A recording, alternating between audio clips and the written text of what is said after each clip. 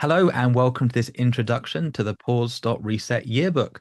It comes in two formats, paperback and hardback, but doesn't matter, the content is the same.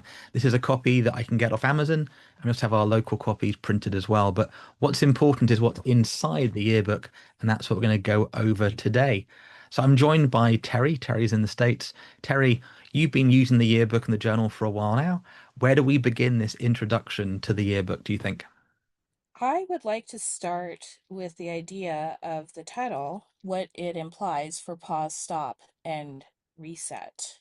Very good. Well, we've got sort of two different bits, right? The back history. We began with the book and the journal. This is all about your daily process, how you're doing on a daily basis, what you're pausing, stopping, and resetting.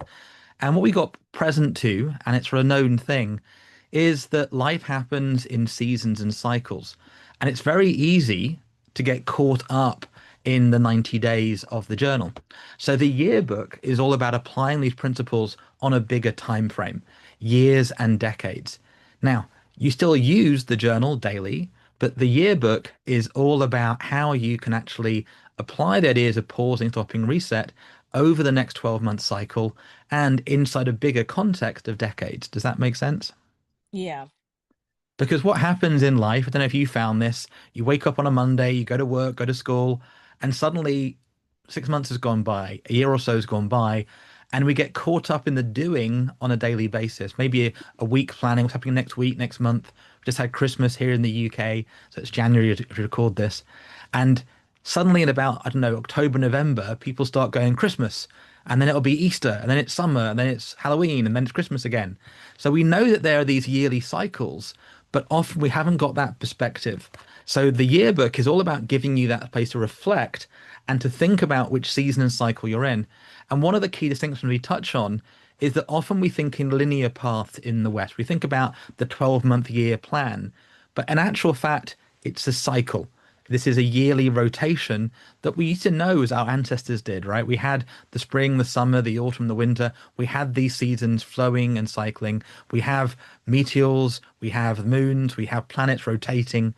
And so much of modern life is in a 24/7 time zone. And we forget often these seasons and cycles. So the yearbook is about breaking down that into the 4 quarters. So these three monthly 4 quarter periods. And on a quarterly basis, reflecting what do we want to pause, stop, and reset? And how do we make those changes to get us that momentum over the 12 months?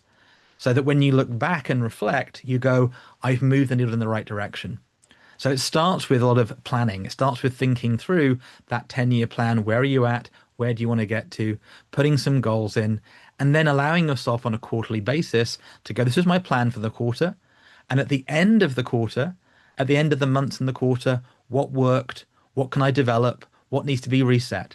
So we've got an annual cycle being broken down into quarters, quarters into monthlies, and then we'll use the journals to do our day-to-day tracking of those days, those weeks, and those months. Does that give you a good foundation for where it fits?